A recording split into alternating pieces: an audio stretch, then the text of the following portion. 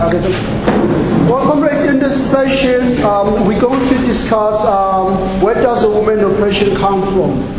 In today's society, we see that most of our women has played a second class in our society. I mean, most women have been oppressed, most women have been raped. I mean, you read the news everywhere. Women are playing second class citizenship in our today's society. So what the speakers here, they're all trying to do is to unpack what's the reason why the women today are being oppressed. And those speakers that will be delivering the topic will be comrade from Zimbabwe, comrade Tafadzwa, and comrade from South Africa, and comrade Anita. I will allow each comrade to deliver the talk for 15 minutes. Then after that, we'll allow the discussion for Q&A. All right.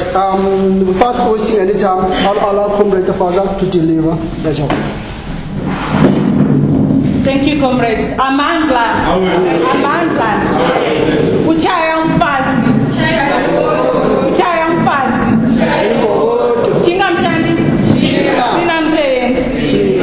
I'm going to be looking at the topic rape, sexual violence. Where does women oppression come from? I'm going to be very brief in my presentation, just looking at why rape takes place, and a bit of conclusion on what's the way forward, and then Anita will pick it up from there. If we see the situation today, every day, as the comrade has said, we hear cases of women who have been raped or again raped, and at times murdered after being raped. Last year we closed the year with demonstrations in India after a student had been raped, and that student later died. And there were demonstrations, people demonstrating that they want the perpetrators of that rape to be sentenced to death.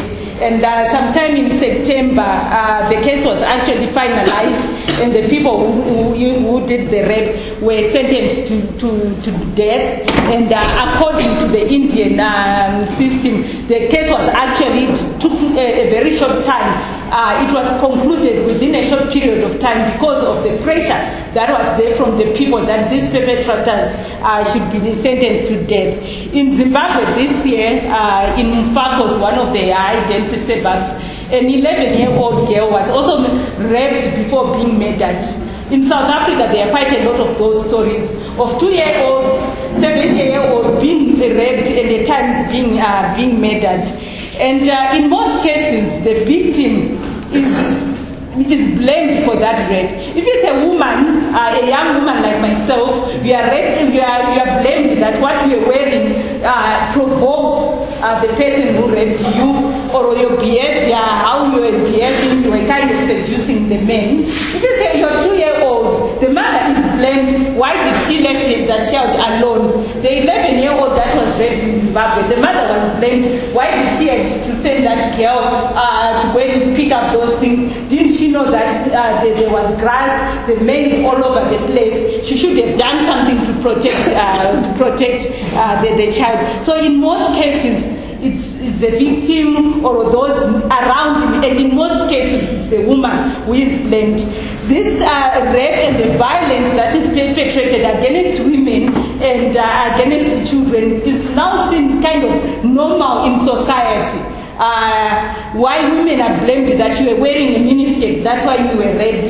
It's being seen as it's the normal thing in the society today. But what I want to look at is that always been the normal thing, where there's violence against women, where people are raped. People always lived that way in the society, or they lived the other way.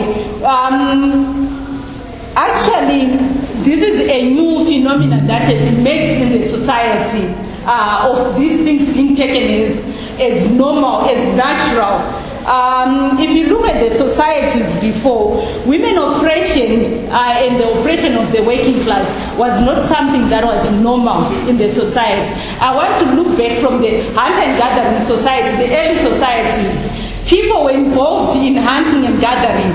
Women mostly would do the gathering of the food, because of the responsibilities they had to bear of that of bringing the children. But even though they were gathering the food and the men were hunting, their gathering of food was not seen as of lower status. It was seen as the equal level, as people were cooperating to survive. And that time they hunted and gathered what was needed for the people to survive on, to eat. They didn't have any surplus.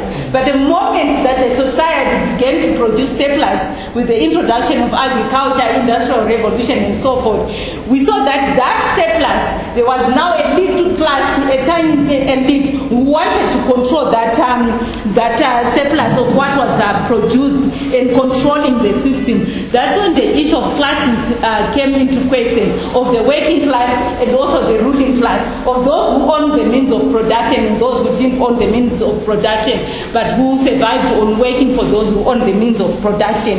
It is also at that time that's when we saw the things changing, of women's oppression coming into question, of women now seen as their only responsibilities, that of taking care of children, of producing the new generation of workers, of being pushed back into the kitchen and doing the domestic work, while these men were now involved in the wage work. This change of system was then backed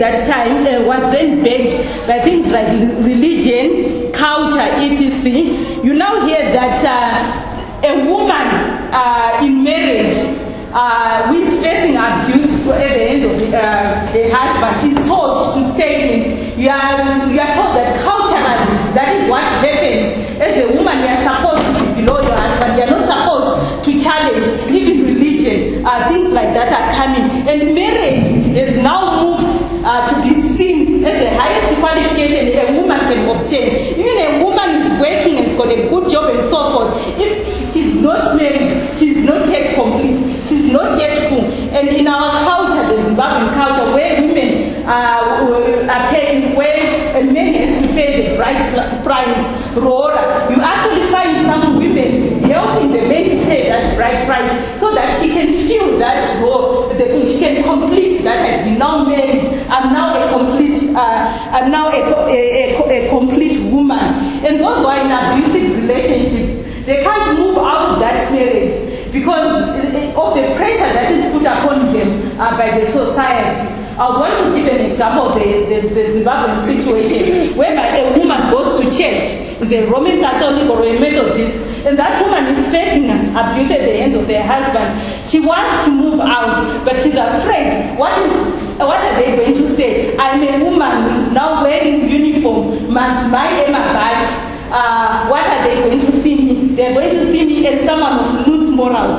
So that's where the oppression of women is based around the issue of the nuclear family. That is now portrayed as the raw thing that people should get into. A family consisting of a husband, wife, and mostly two children. If you look at the adverts that are shown on TV every now and again, it's a happy family of mother and father, and there are 2 kids, a boy and a child. That's what we are told to aspire. The nuclear family, putting pressure on women to live up to certain standards. Not just women only, but even men are put under pressure to live up to certain standards.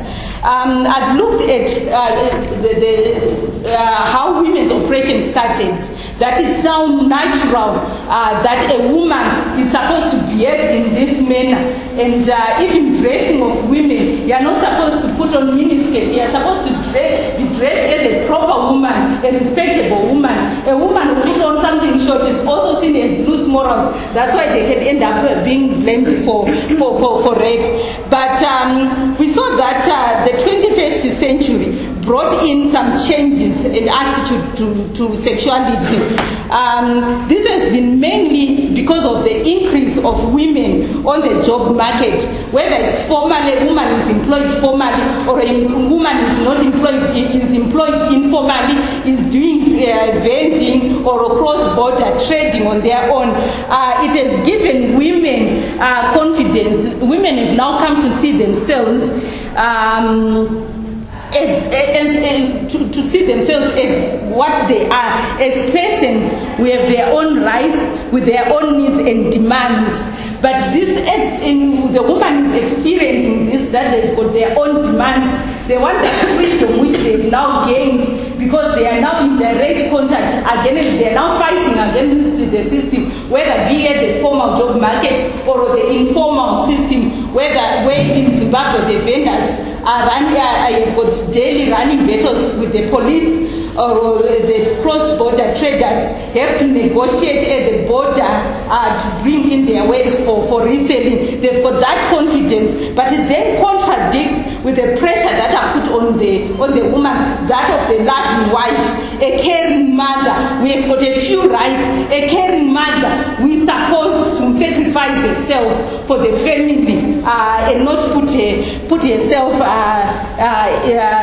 first before the family. If you look at the long bed, women were not supposed to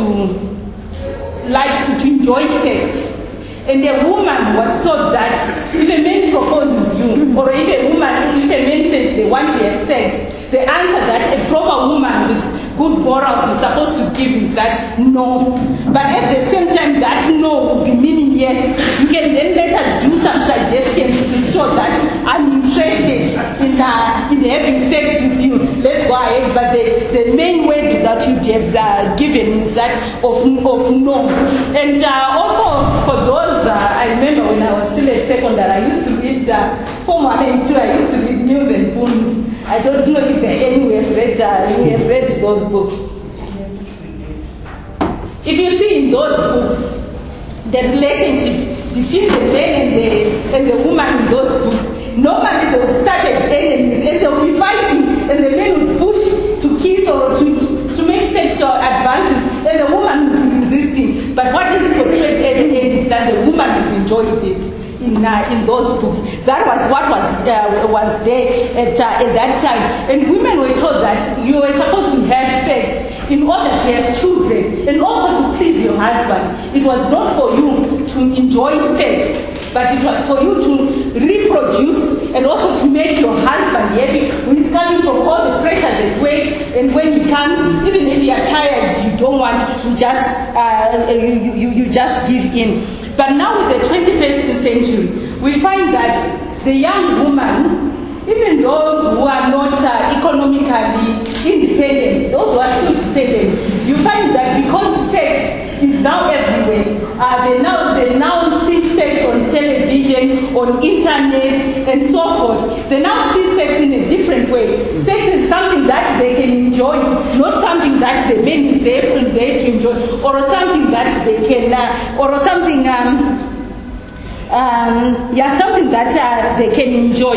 So it has moved with the young woman, with the women saying when they mean no, it's a no, and when they mean yes, it's a yes. If a woman say, I want to have sex with you, and there are also incidences where women are now initiating, are making sexual advances to men, something that was not there long back, because they want to be engaged in the sexual activity to enjoy. But also at the same time, this woman is showing all this confidence, wanting to enjoy sex. It has been portrayed as the man is supposed to be the macho in the sexual act. He's supposed to be domineering. He's supposed to do everything, and the man is also still has got those frustrations that are put on him by the system. That's where you find that in most cases, women are not raped by strangers. The statistics show that very few women are raped by strangers, but most of them are raped by people whom they know. There's marital rape, where a woman who's in a marriage is raped. That woman does not want sex, but his husband is coming back from work tired, and the family has been portrayed as a husband, is portrayed as something that where you can release your tensions, is being idealized, and then he's coming from work, and then the woman says no, he can't take no. So you end up finding that women are being raped in marriage, and also between lovers. A lover animals is still brought up by those that is supposed to show power, that is for power. So you find that is raping. And also right now you find that most of the youth are unemployed, or those who are employed are in jobs that are very frustrating. They lack power, they are controlled by the bosses, or those who are not employed and they are controlled by the system. So you find that in order to relieve their tension, their frustrations, they end up involved in drinking beer, and now it's in Zimbabwe there's the illegal beer that is called Granco, and what's the other one? There are so many of those beers. Kachasu, I'm sure they are counting Z. There are also other beers like that in Zimbabwe. You find that they drink them heavily, they take drugs, and when they are really heavily drunk, that's when they want to show power. They want to live in that world which they've been put in by the system. That's when you find that even if there's a 2-year-old child, they want to show power over that 2-year-old, and they end up raping that 2-year-old, or they end up raping the 90-year-old granny or 80-year-old granny, besides raping those who are of the same age. So basically, it's the system that we are living in that creates those pressures on the people, the economic pressures that they face at work, or they are not able to live to the idealized society, that ends up putting these frustrations in men in order to be violent. And it's not just men who are violent against their wives or against women. Women are also violent against men, or mostly against the children that they are taking care of, because they are frustrated. They end up putting on all the pressure on those children. And those women who employ the domestic workers, the maids, they also put pressure on the maids, the pressure they've received from the system at work. Then it goes down the line. So end up by the way forward. What is the way forward? In the society? Yes, we should demand that there should be an end to rape. We should demand that for sentences so that rape is not committed. But those are only reforms that can be put in place. The only way to do away with rape is not for the woman not to wear miniskirts. A woman should wear what she feels comfortable in. And also a woman should engage in sexual activity with a person whom they want to have sex with. So the way forward is to create a new system, a system that does not put pressure on people to live up to certain standards, but a system that is a classless society. Without classes, that is the system that will remove the issue of domestic violence, the issue of rape against women. Without that, we can pursue the feminist agenda of seeing the men as the enemy, because the man is the one who perpetrates the violence. But he is not he is just your enemy. The bigger enemy is the system, and it is that system that we need to remove. It is that system that we need to get rid of, so that women can control their bodies, can have access to family planning. Right now in Zimbabwe, I think about 2 or 3 weeks, there were the headlines that the girls from 10 years can now have access to family planning tablets, because they are getting involved they are engaging in sex. There was a big outcry from all quarters of society that why should you give a 10-year-old or a 15-year-old family planning? But that 15-year-old is getting the family planning tablets, and also counseling, because you can't deny the fact that that person is now engaged in sex. You have to protect that person from having an early pregnancy, so that she doesn't drop from school, or more so to encourage them into using protection, especially in this age of HIV. So I can say the way forward is that of creating a new system that is not based on those who own the means of production, but where everyone has control over their lives. Amandla chaya mfazi arova mkazi. Okay, thank you so much, comrade. At the moment, I'm not going to allow any discussion. I'm just going to allow comrade Anita to continue on the talk, on the discussion. Sure. Viva socialism. Viva. Comrades, I want to start by Taffy has explained how class society is at the root of women's oppression, and therefore, in order to really free up men and women, we have to smash it. Okay, that's my starting point. That's the whole topic of today. So there's no surprises in terms of where I'm going. But one of the contradictions that we find ourselves in is that it is a contradiction, because capitalism, on the one hand, has been terrible news for women, but on the other hand, it has done things that has enabled women to understand their oppression and given them the means to fight it. First of all, it's opened up opportunities for men, or it's made men and women wage slaves. So women, millions of women have joined workforces where they can work alongside men, sometimes doing the same jobs. They can join unions. They can earn their own independent incomes. They can learn skills. So big changes for women in terms of how their lives were before capitalism and after capitalism. And then also, in most parts of the world, equality for women is enshrined in law in many parts of the world, not all. For example, in 1994 in South Africa passed the Bill of Rights, and this meant that all women for the first time would become equal citizens. But because before 1994, women, in terms of their rights, were no more than the property of their fathers and their husbands. So a big change there, and during the 90s, a whole series of laws were passed to protect women. There were abortion laws, domestic violence laws, there were laws, equal pay laws, etc. But the reality, despite all of this, the reality is the last 100 years have been the most violent years for humanity. And women have borne the brunt of this violence. So at the same time as opening up all of these opportunities, it's also presented us with the most brutalisation that humanity's ever seen. That's why we're talking about the kinds of rape and domestic violence figures that Taffy was speaking about.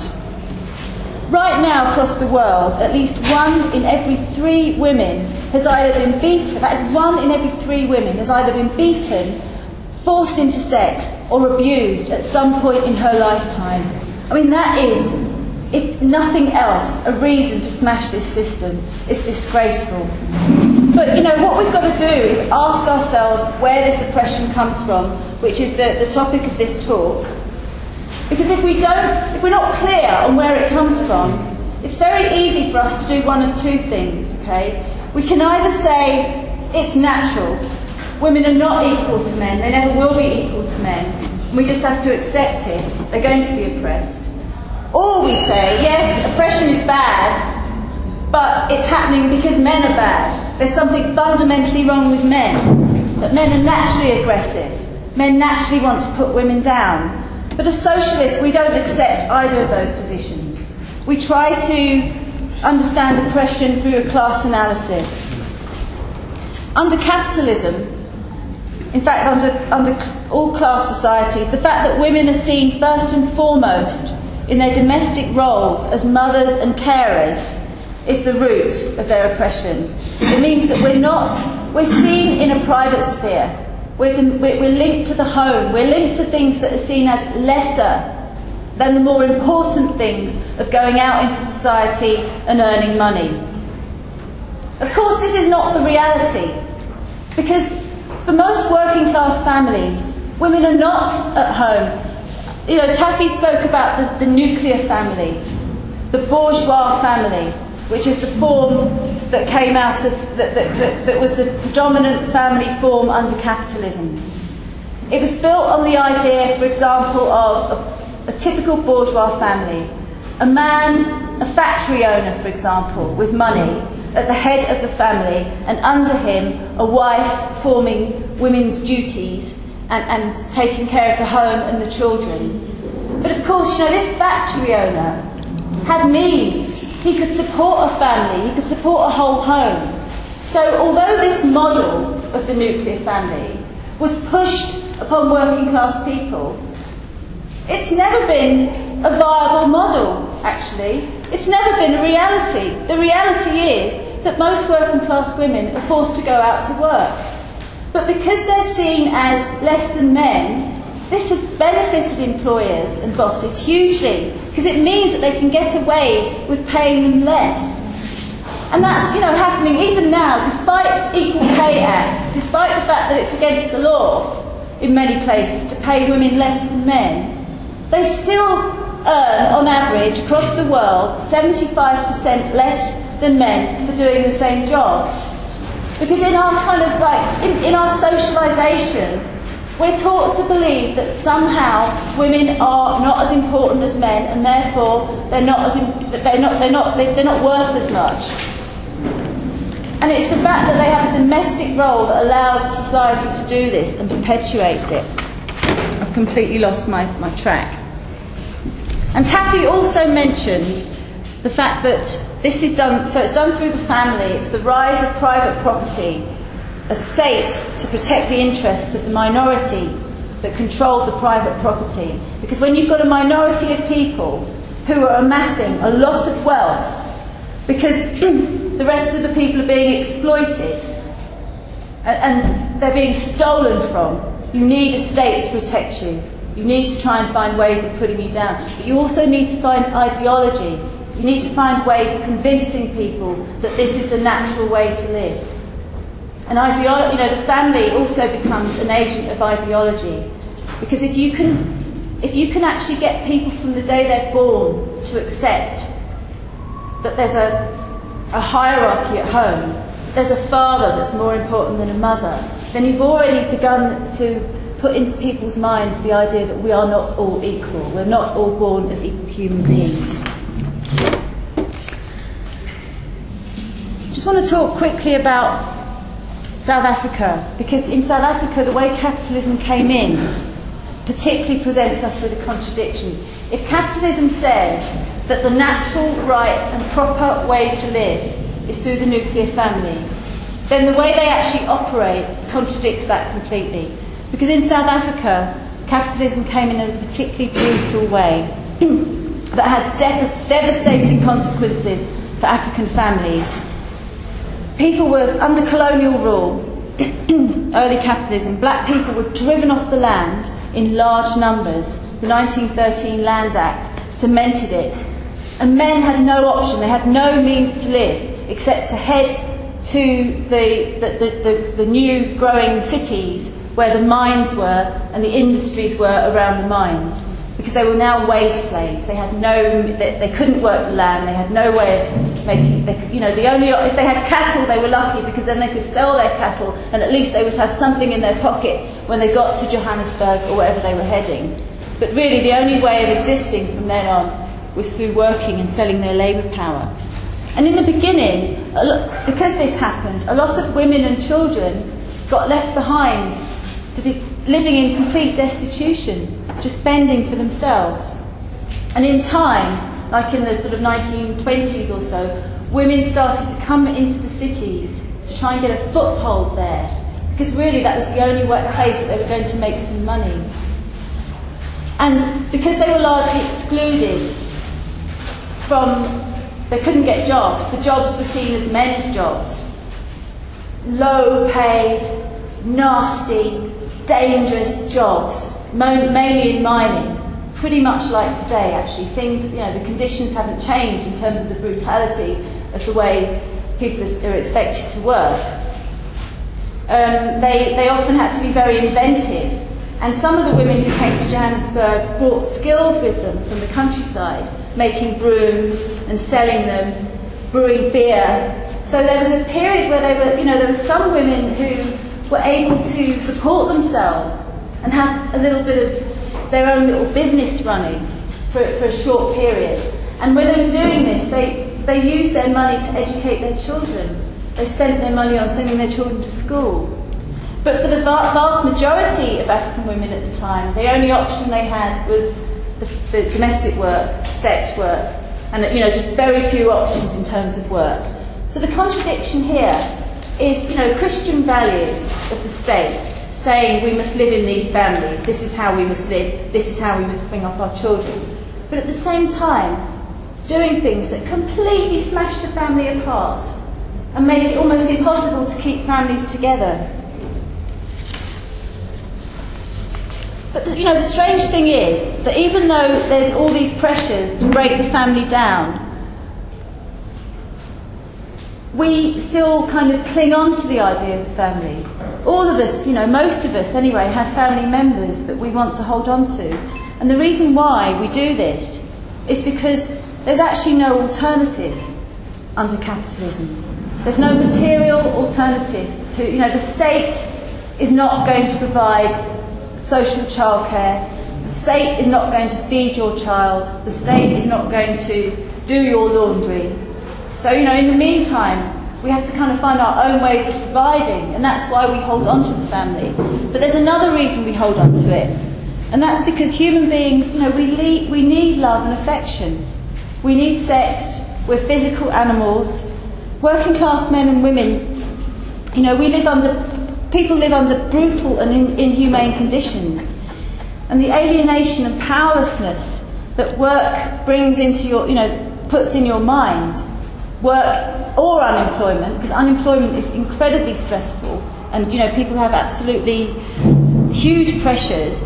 And if you think about the recipe of these ideals, you talked about Mills and Boon, these Hollywood movies, these books we read, these ideas of love and affection, you're going to find your partner, you're going to settle down.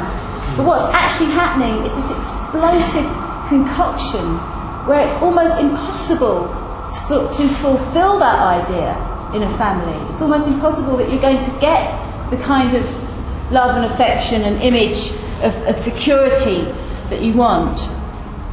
And that's why, in a way, the family has become such a dangerous place, because it brings all of this together, all these expectations, all the pressures, all the fact that your boss is exploiting you, and you bring all of that stuff home. And it makes it a particularly joyless place for men and women to be living. But it makes it a very, very dangerous place for women and children to live in as well. And I just want to say that although sexism affects all women, privileged women with resources are not affected in the same way. It's not the same. If you're facing a violent partner, or you're unhappy with the person you're with, you can get into your car and drive away from an abusive situation. You have options. People have access to power and money. Privileged women might be oppressed in their own class, but they can also be the oppressors of other women. Okay? And that's why we say as socialism that it's that it's class and not sex that actually divides us. And this is why working class women have everything to gain from fighting the system alongside working class men. And I just wanted to describe a time when this happened. It wouldn't be Marxism, would it, without talking about the Russian Revolution at some point, which was a brief period of history where we saw that a socialist revolution that provided the conditions for us to start to build socialism. See, what we have to understand that when revolutions take place, they don't immediately create socialism. They just give us the conditions in which we can build it. They give us the means. What we do then is very important. The steps we need to take after a revolution. Not many people know this, but the Russian Revolution was actually begun by women. It was February. The Russian Revolution took place in two stages in 1917. In February, women texted. I think February was because the Russian calendar is different. February was March. International Women's Day had been running for 7 years. It was actually started by German revolutionary socialists in Germany in 1910. Revolution Socialist women. In 1917, in February, Russian women textile workers, as a protest on International Women's Day, went on strike. They went round factories calling other women out on strike with them. And then they got together in the streets.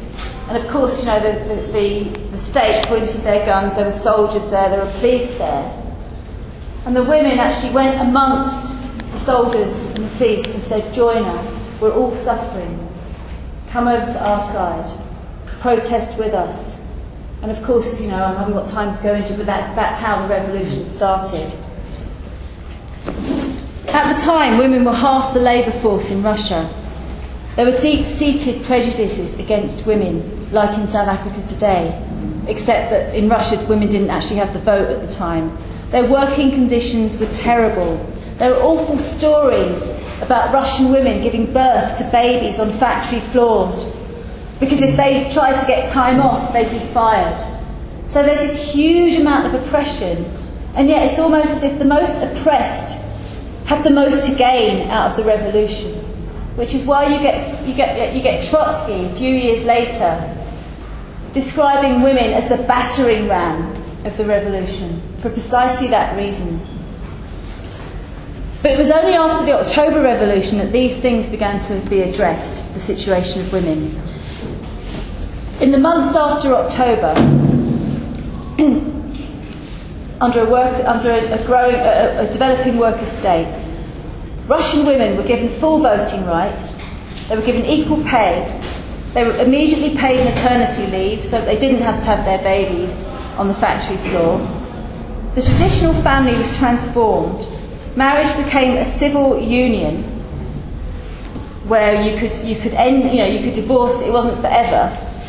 The state took over what was seen to be women's tasks, which is very important because it means that, although the state isn't saying, that the worker state is not saying we're outlawing families, it's saying you can have families if you want, you can still do all the things that you want to do, but we're providing the material conditions for these things to begin to dissolve. These things no longer have the same meaning. The family is no longer an economic unit as it was before. So it becomes people's choice.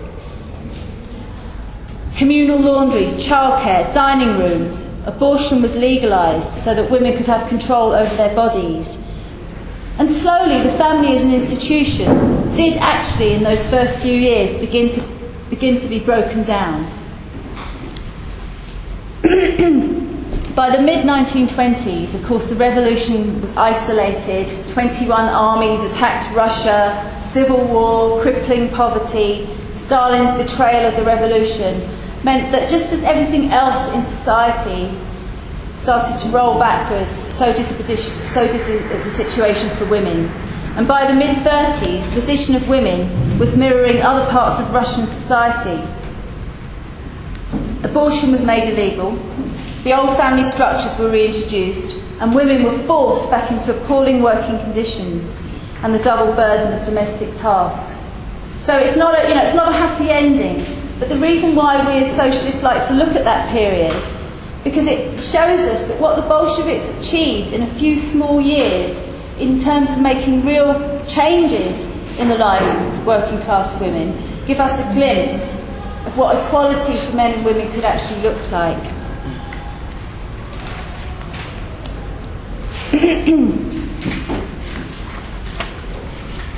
But you see, to liberate women and men from the misery of class society, a worker state would have to first of all tackle the material needs of people.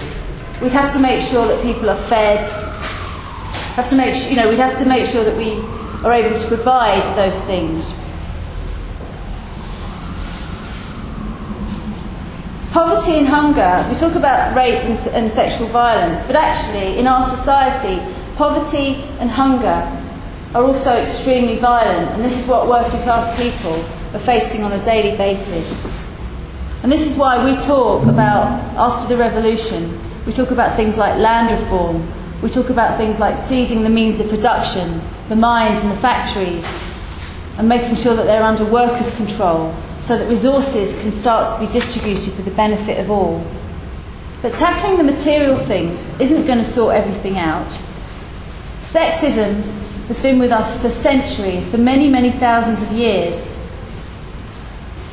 And by creating the conditions to free women and men from oppression, you're only doing the very beginning of seeing a breakdown of deeply held beliefs around tradition, superstition, and religious attitudes. that serves to continue the oppression of women.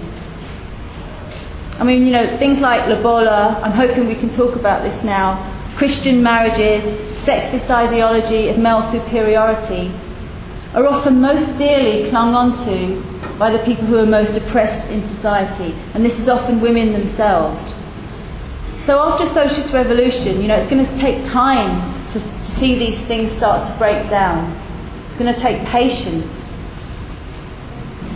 We have to also acknowledge that many of our best comrades in our organisations are sexist. Because we come into these organisations, we come into struggle carrying all the backward ideas of society, sexist ideas. And therefore, we've got to be prepared to challenge these amongst our comrades when they rise up. We've got to have meetings like this. We've got to talk about the oppression of women. We've got to challenge sexist comments. We've been talking at Marxism this morning about the crises of capitalism and the possibilities of mass struggle turning into revolutionary struggle. But we've got to understand that sexism and violence against women isn't just morally wrong. It's not something that we look at and we think that is wrong. It's also the glue that actually holds this sick society together. And therefore, if we talk about revolutionary change, it's only going to succeed with women at the forefront. And that means when men and women fighting together as a class to overthrow this rotten, brutal system that punishes both men and women. Thank you. Thank you so much, comrade. All right, comrade. I think that now we'll allow any discussion for the discussion. If any of your comrades have any questions or any comments regarding the topic that we're discussing now, this is your chance to do that. You can do that by raising your hand. Again, don't check, comrade. Is there a comrade? All right. Okay. All right, thanks. Noted. Comrade, I'll start with you. All right. All right. Yeah, Comrade Joe or Comrade from Alpha. Sir, comrade? Joe. Volume, they can't hear you at the back. All right. Comrade Joe from Zim. I would like just to comment. It's a comment on what our two speakers have given us. What I've realized from what was presented was that sometimes it's dangerous for someone to change even the situation or to change even the world. You can see if we can go through even the newspapers, the radios, and even the technology. We are living in the technological era, whereby sometimes people fill their brains with something. After filling their brains with something in their heads, sometimes they go act. So there is a need for for us all Congress to act, to stop this act. Because sometimes, as the speakers were presenting, they say sometimes it's a matter of you'll be the only person who will be enjoying rape. When you talk of rape, it is not both sides. So we all need to fight for this system. Because as Marx has been said, describing what was wrong with the society, I quote, that sometimes what is needed now is we need to think more of these issues presented of rape and women oppression, so that we can fight together as men and women. That's my contribution. Thank you, comrade. I'll take you, comrade. I'm British member. Unfortunately, I work for the medical industry. I'd like to reiterate from what the presenters have been saying. Rape is only not being caused by sexual desires. We've heard newspapers saying men are raping women, young children, because of they would have gone back to a traditional healer, and they would have been told that upon having sex with a small child, maybe you will be used of your ailment, or you'll gain luck. Those are some of the things that have been coming out. Also, there are times whereby we have yet women also are raping men. We have yet those incidents. Now it's for us as socialists to say, to try and teach our fellow colleagues that rape is not even something that is, I can say that it's only made that for reproduction only. So there are people who are also coming up with the technologies, their phones, internet. There are times people will be sitting on the internet watching photographs. Those are some of the things also that are contributing to rape. Even violence, the technology has brought up violence as well. Because there are times when you are watching internet films and the like, then you tend to think, I'm a good fighter. You see, then you end up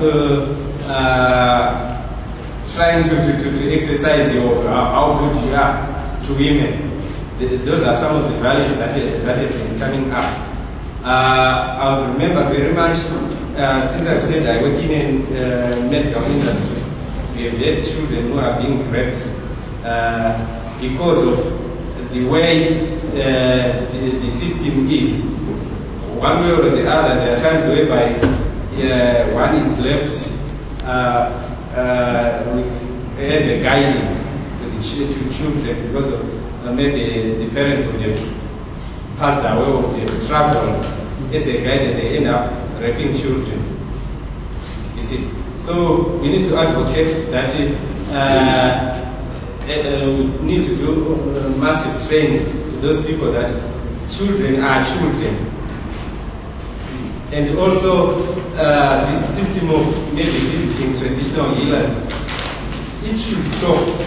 And also, we should advocate people to go and entertain themselves, maybe playing sports, maybe putting lots of recreational sports grounds, so that people spend most of their time there than spending most of their time on the internet. I think that's all I can say. Thanks, comrade. I think another thing that we need to answer is why is it that people believe that the traditional healers or what the traditional healers are saying is correct? What is it that makes people to go to the traditional healers or any other people to make them believe that if they rape children or they sleep with children, that will heal whatever they're suffering from? I think that's something that, again, we need to look at that. But we'll look at that. I'll notice comrade here. Then I'll allow the... Okay, sir. Thank you, Comrade Shinki from Zimbabwe. I would like to pass my comments on what the fellow comrades have just presented. From what the speaker said, it's like if there is a blame, maybe that men are the ones who are abusing women or who are enabling, disabling women to exercise their rights. But as much as we would like to lobby for our rights, I can see that most women are becoming maybe adamant or they are not adaptable to change as time is moving. Because most women, you find that they seem not to understand their rights. And most women are the ones who blame or pass maybe negative comments or to the fellow women for being raped or sexually harassed, such that the victim will choose to remain quiet in order to avoid embarrassment.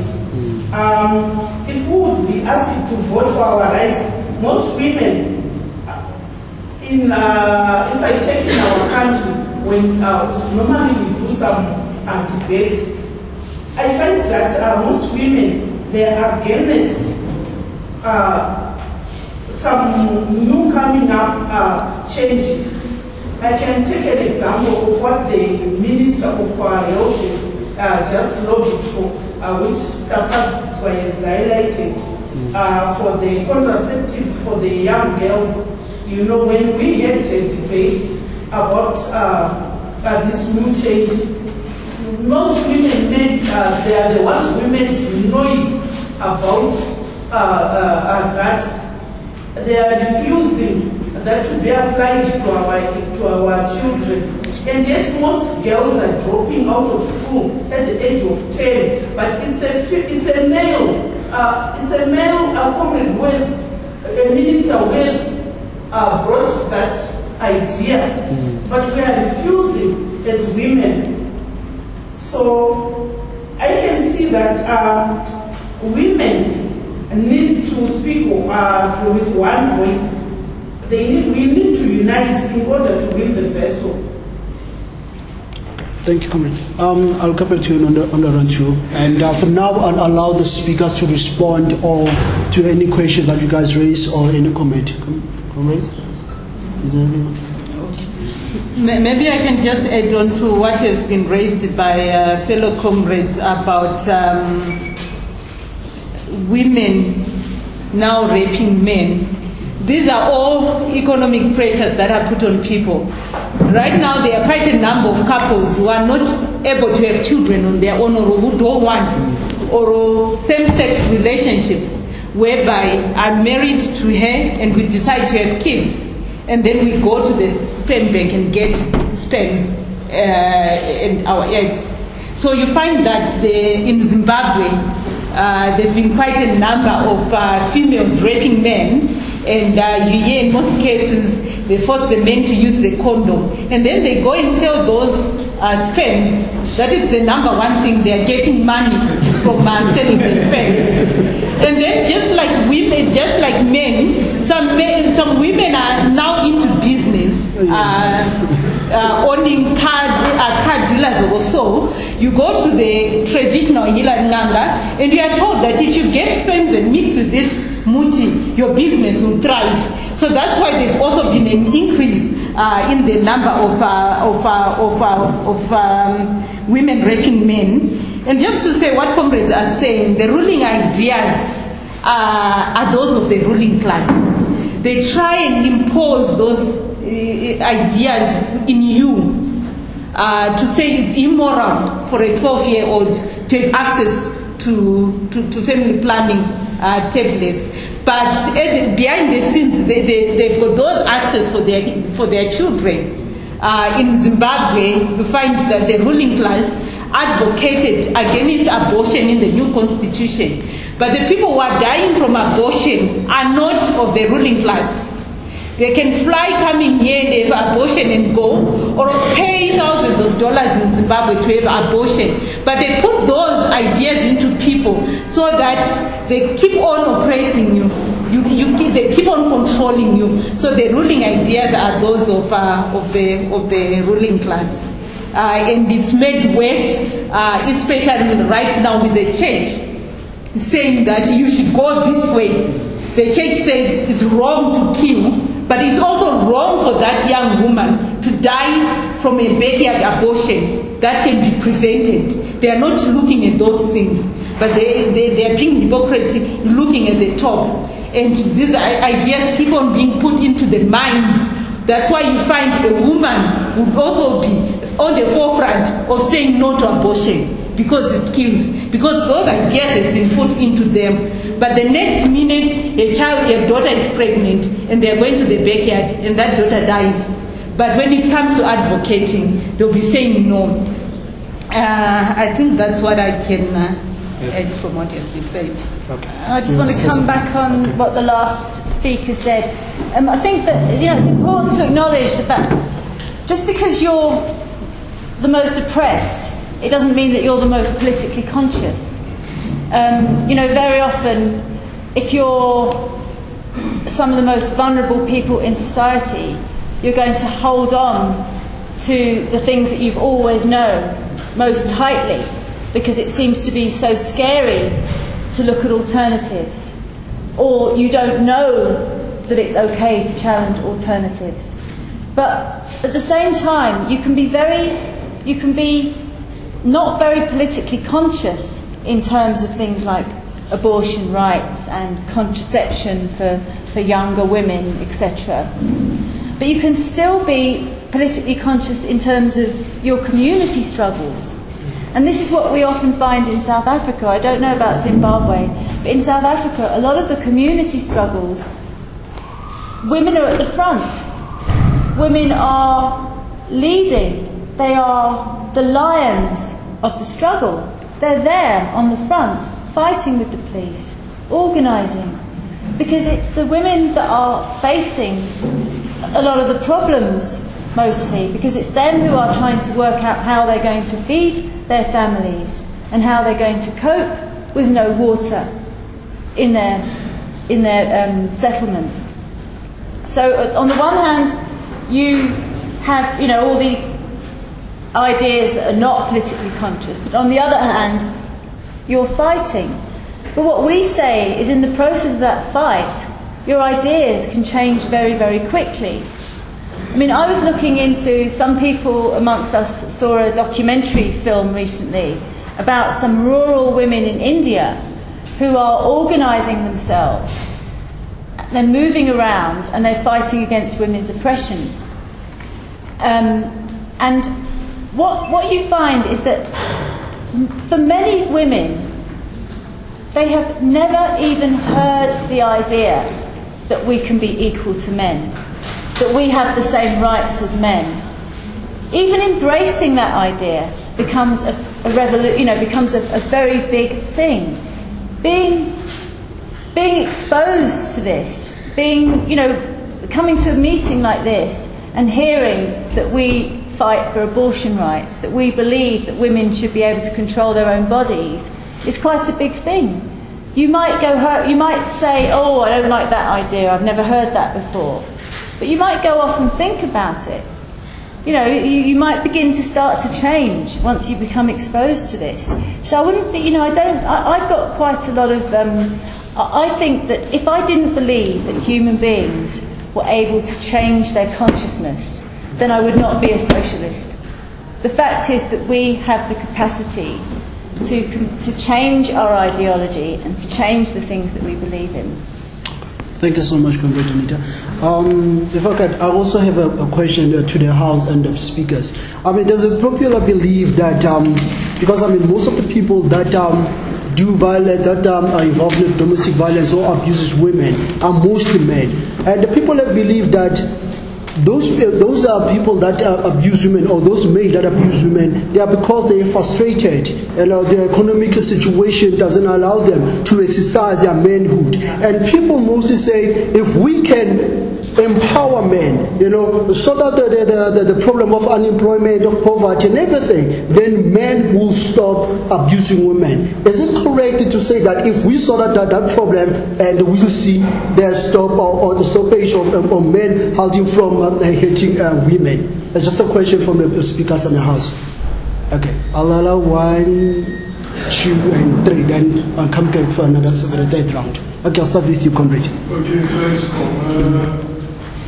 I'm going to talk to two things. One, Comrade,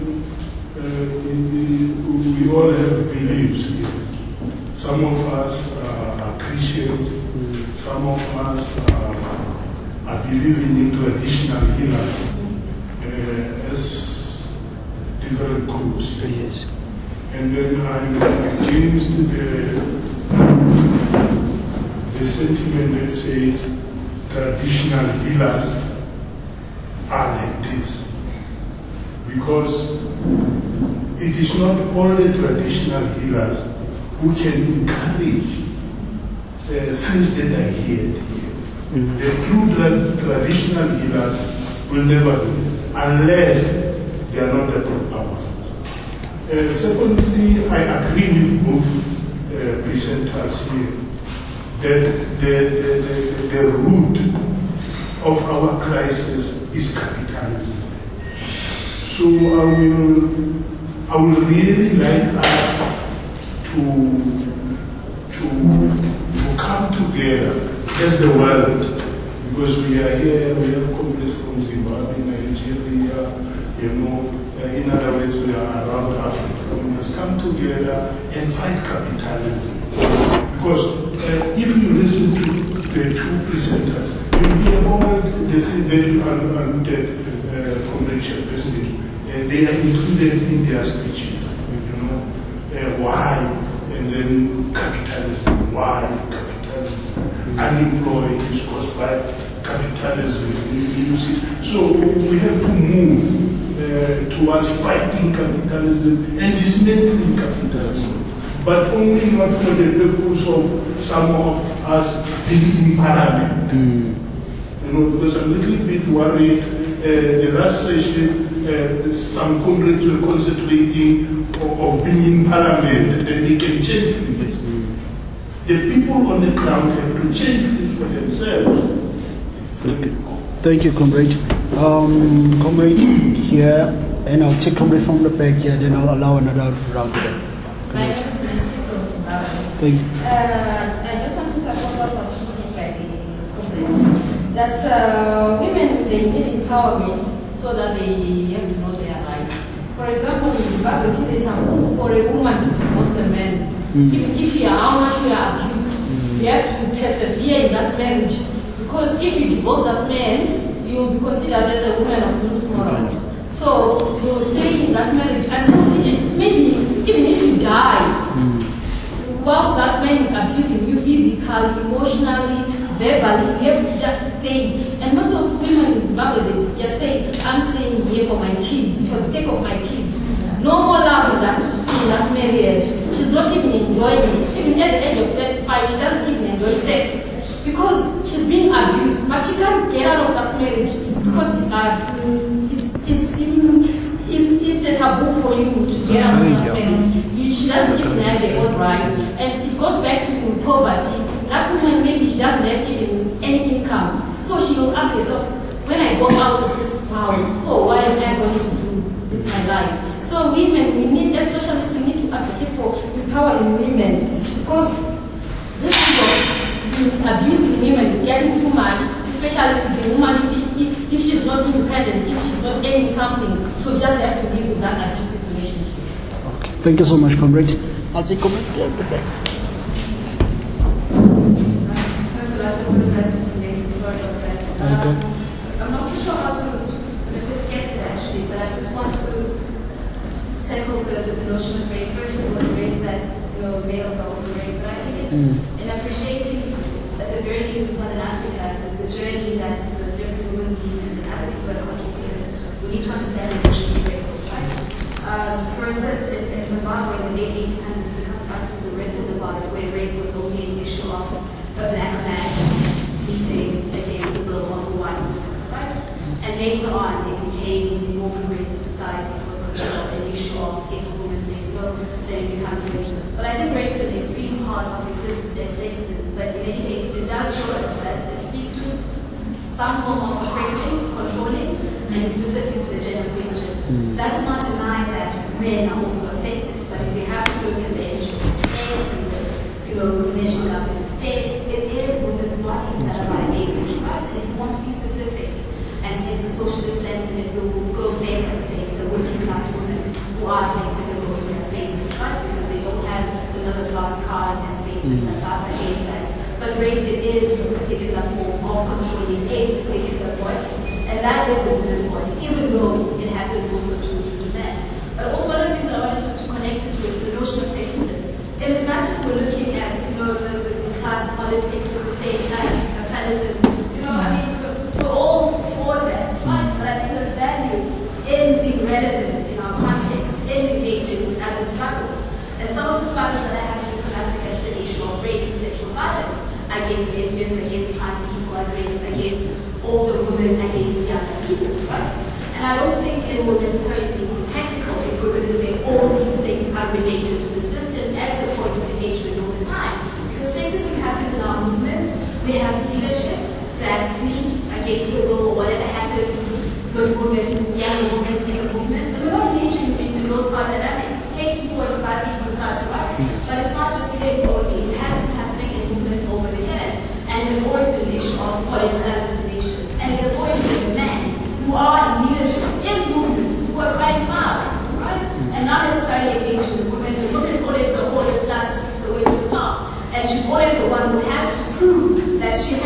they violated, it can't be the convict who was greedy and all these other things. The main point that I want to make around gender is that one of the limitations that we have in most of our movements is looking at the notion of gender from quotas similar to governments, right? We want women to speak, we want women to lead, we want women to be that. And I've been thinking through our different programs and sexes, and we need to unpack what do we mean by gender. It's not just about having women in the matches. Yes, we have the samples that are written about social movements, NGOs. Women are on the forefront, they are actually doing the work, but they not necessarily have the power and the movements to shape the things and actually articulate their own struggles also, in as much as supposedly inclusive, diverse, and progressive in our movements. But I think we need to flesh out the notion of sexism, what we mean by it in our context, and make it relevant, not so much theoretically that we're anti-capitalist and everything will fall into place. Anita has said it. It won't fall into place. We come with all our issues and do more. And one more thing I just wanted to add, the notion of porn. Brother, I heard you there. Must confess. Love porn. Watch it every day. Masturbate every day at 6. Right? And those are maybe, it's a bit apolitical for me to say those things, but that's why we start the women's movement and say these are our bodies. And when we speak about politics of desire, we should choose who we want to be and how we want to pleasure ourselves. Where porn comes as an issue, it's when we talk about issues of consent. If it's illegal porn against kids, or it has to do with human trafficking, then it becomes an issue. And this also speaks to how we're going to relate to the notion of sex worker in South Africa. The sex worker movement is growing in Southern Africa and East Africa. They're organizing amongst themselves. But because we ourselves also reading into something dirty and immoral, and that doesn't fit in how we understand families and so forth, we're not connected to those struggles. But I'll leave it at that for now. Thank you so much. Okay, from our speakers, I'll take the last round, then I'm going to. From our speakers, do you guys have anything to add or any questions that you guys want to answer? Prepared to take a few more and then round up at the end. Okay, no, that's perfect. I've noted you, Comrade Claire, Comrade here, and Comrade 2 at the back. Okay, over to you, Comrade Claire. Sure. I just wanted to tackle this issue: is do we need to empower men to end rape? Now, I think it's a bit more complex than that, because if you look at the different forms of rape that you might see in society, it's not just the guy who drags you home from the shebeen and he says, I've bought you drinks all night, so you've got to do it with me, and that's that. Okay, there's also, for example, rape when the boss goes, would you like to go out with me? And you're like, no, but you're my boss, so I'm going to have to, right? And I can't say no. Okay, and that's also rape. But that's a rape of power. He definitely has power in that case. The one thing that all rapes, 100% of rapes of women by men, the one thing that they all have in common is sexism. Okay, and I think that's where Norm was very right. So you've got to highlight that. That is the root of what makes rape possible. All these other things are contributing factors. Okay, but without the idea that women are supposed to be subservient to men, okay, you can watch, you can watch all the pornography in the world, and in my experience, pornography just makes you horny. Whether you're going to rape someone as a result of that, okay, that's a question, actually, then. Do you think that you have the right over another human's body? That body is not her body, but a body to be used by me. Okay, so I think that's the first thing we've got to establish. We're going to push back rape by empowering women. Okay, having said that though, we have to understand when we respond to rape, and in the strategies that we have, how the powerlessness of most men makes the problem worse. Okay, but what we remember is that sexism has got two sides. Okay, one side is setting up a certain view of what women are, in order to keep them down as inferiors and so on, but there's also a dominant idea of what men should be. Okay, and that's that men should be the provider, the breadwinner. You can also be the violent gangster. Okay, but the positive definition of masculinity that's easily available to most men is that one that if you're a good man, you bring home the money. And that's something that very many men are denied. And therefore we do see, okay, the interaction of that problem with sexism. Okay, when you have a highly sexist society, it is that whenever there's an economic crisis, domestic violence rises. There's a direct relation in every country in the world. Domestic violence rises when an economic crisis gets worse. Okay, because you do not have men who are coming home with no power in society, looking, who do I have some power over? Or just getting frustrated, just coming up and, I've been here, I find a job and now you come and chew me. Where's the supper? Where's the school fee? And that's how these things start. And therefore, I think we do have to say that the solution to rape for working class men and women has to start from saying we're not in favour of just victimising working class men. Okay, we're not trying to say that because you're a working class man, you're a horrible, sexist rapist. No, and that we want to throw you all in jail. No, we do have to say that actually beating back sexism needs an ideological focus on saying it's not true that women are inferior. We're all humans. We're all actually the same underneath the surface, underneath the clothes you wear. And at the same time, it also does need, though, a socio-economic program that can uplift the whole working class. And within that one, it reduces the frustrations of men, but even more important, that in that upliftment, women can potentially get more power to become more independent and to assert themselves. And those are the things that I think can start to really beat back and problems like rape. Simply saying we need higher sentences, more policing and so on, is going to just lead to an idea that every black working class man is now a rapist, not only the rapist. That's the way our justice system works. So. Okay. Thank you, Commander. I'm going to allow the last questions and last comments, and then I'm going to allow the speakers to just close the discussion. Over to Comrade. I've noted your comment. Yeah, my name is Jos Martens. I especially like the two last contributions. I only have one other aspect which is not reducing anything of the else, but I think what we should not forget also is capitalism survives with consuming. So what is the biggest industry in the world is advertising. By GDP, it is by far the biggest industry in the world. And what is 99% of advertising is indeed sexism. Look at every outfit which you see. Think of 10 and 9 of them will be either straight sexist, whether it is 50 years ago, you couldn't sell a car without a naked lady on it, that's still not changed. No, but in all outfits, that still has not changed. But it is, of course, it is in any outfit. Look at an outfit for a nice pub, salsa, or whatever. It is, of course, the wife who's so happy to cook it so nicely because everybody's happy. And like that it goes on. Whatever you see, look at how our soaps. Soaps are also just meant to sell, isn't it? So what do you put in? A good portion of sex. I have nothing against a good portion of sex, but it is the sexism in the sex that is there every time. So let's not forget that part also. With all the rest. But I think I wanted to mention it because this advertisement, including accessories, is a big part of capitalism also. No. Because you want to sell. My name is Tim Miller from KZN, where the rate of rape is being high. Yeah. And my input is that why should, as we are working class, trying to fight against government? Because we only find that those men who are busy raping the small children, like 7 years, they always being arrested for 1 day. After that, you find that they came out with a bail. Why should they are working class? We come together all to fight against this women oppression, also being raped by the men. Thanks. Okay. Thank you.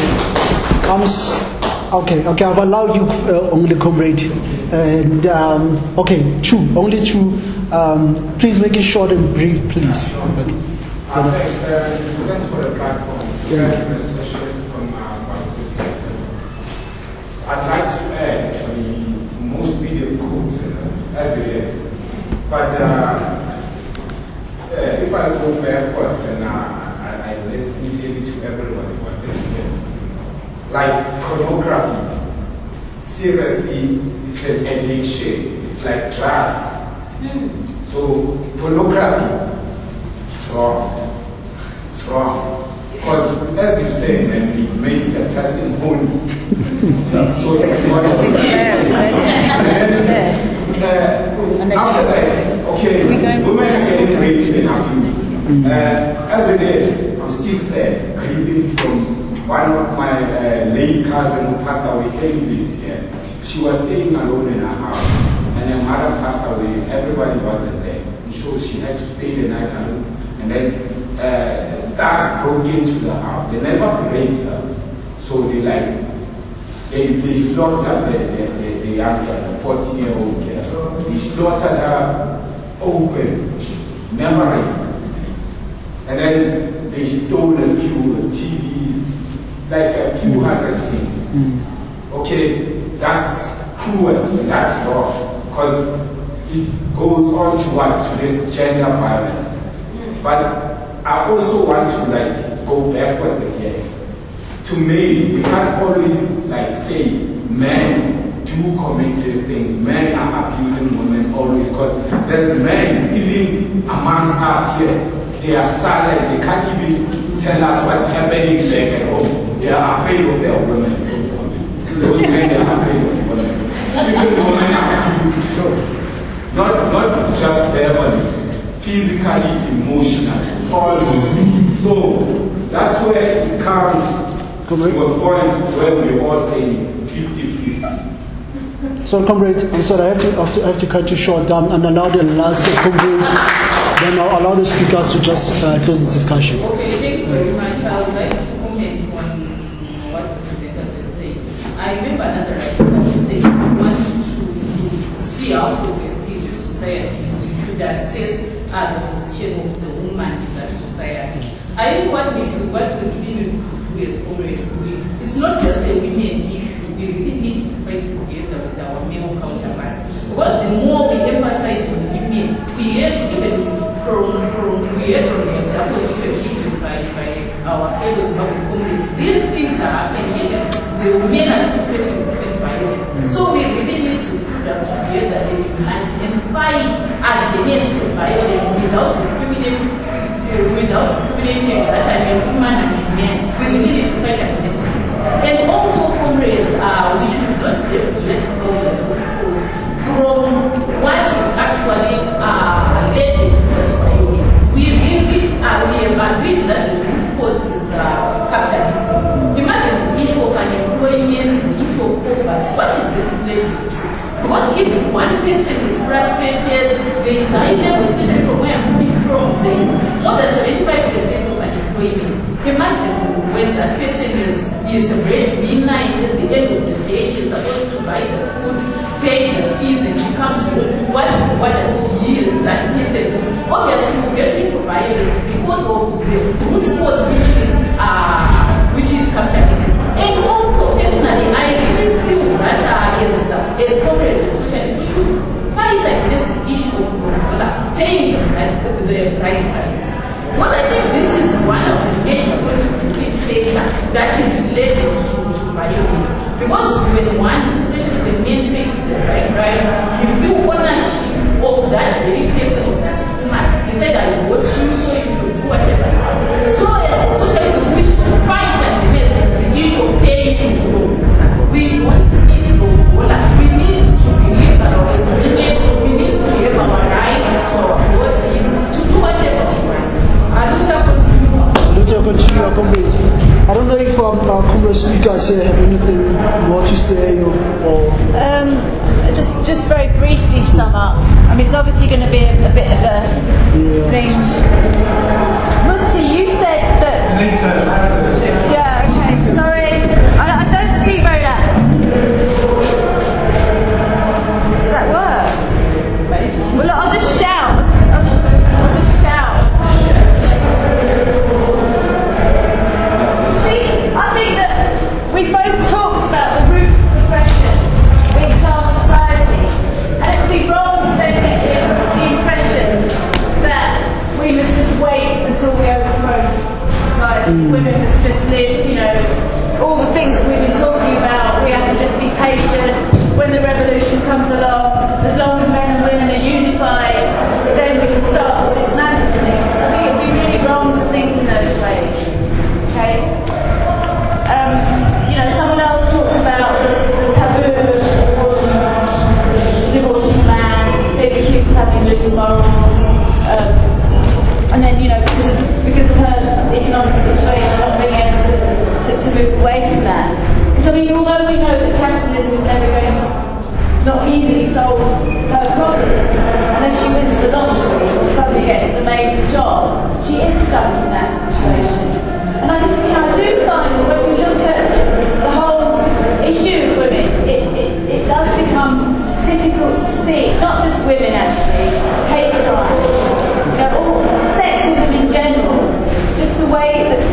way the society is arranged, and the way that when you deviate from the way that you're supposed to live, if you want to love another woman, if you're a woman, if you want to love another man, if you're a man, if you want to live on your own, in the Middle Ages, they used to burn women as witches who lived on their own. And in a way, we still suffer the consequences in a different way in this society of choosing not to live the way they want you to live. I mean, what does it matter to them? It matters a lot, because the more they can control us, the less likely we are to fight and revolt against them. So I think that, it is important for us, very important, and I don't think we do it enough, as socialists, in the here and now, men and women getting involved in the struggles that affect women. Because, if we say that we can just put this off and after the revolution will be alright, then we're actually excusing. We're not being imaginative in terms of what we can do in the here and now. So we do want to, not just have the meetings, get involved in the social movements around these issues, fight for reforms in workplaces. If you're a union member, raise this issue in your union branch. Get involved in the campaigns where women are being raped in local areas, etc. Hate crimes. I really think that push for as much change, reforms, protection, changing attitudes within the current society as possible, while all the time understanding that through those struggles we need to also be united with men, and ultimately we need to be trying to get rid of this shit system. Thank you.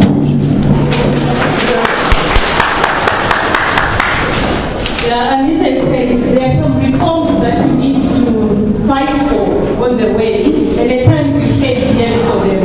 Last year, one of the radical MPs, she was a trade unionist, she put a motion in Parliament that said workers should be recognized, and she paid yearly for it from the public and from the party, that even this year when she was campaigning to become an MP, she didn't get support because of that loose woman who wanted to advocate for this, and also she has been challenging some of the things in the system. So we need, as we go along, some of those reforms. She talked about Logora. There's no need why Logora should continue, why women should continue being bought by the woman, and then the men will say, I make so and so for you, so you should listen to what I say. Those are some of the reforms that we need to fight as we go along the way. And I'm quite happy to say, my dad passed away last year, but before he died, when I had my child, there was all this thing about the ball and the images. I really had a fight with him over those things. He said, Dad, now I believe in this thing. I don't believe that is the correct way to go. Even though I ended up compromising some of the things, he acknowledged what I was fighting for, and he didn't have any grudges till the time he died. And some of these issues, the issue of rape, the issues of how women are viewed, we can overcome them as the struggles rise. It's unfortunate that we didn't manage to have comrades from Egypt, but last year when I was having a conversation with one of them, she was telling me about how the Egyptian women were perceived before the revolution that took place in February 2011. Women are supposed to dress in some kind of way, they are not supposed to appear in public and so forth. But when the revolution took place, the women were on the forefront and they were walking side by side with the men. And unfortunately, because the system always wants to push back the struggles of the working class, you find the prom barracks now raping the young women and putting the blame on the fellow comrades, but the people who actually raped were the prom barracks. When the revolution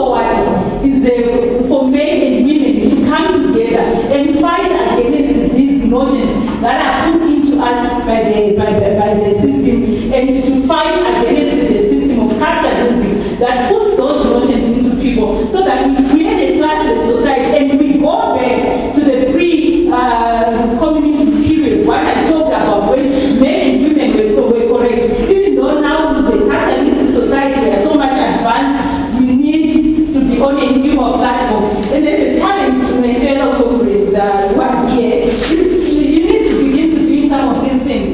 Washing dishes, cooking, you know, just to remove those sexist ideas within the society that this is designed for women. I like one of the fellow comrades in Zimbabwe, when his second daughter, I think she was about 6 months, she said these days I'm not going for a drink because I'm babysitting. Because the wife had gone away or for work and survived to go home early so that he feeds the baby. And like it's removing the notion that if you know I got this breast that produce milk, there are now so many things, there's none, and I can even pump out the milk and then you can feed the baby. You can do all sorts of things. So we need to go and to do those things along the way as we fight for a classless society. Amanda.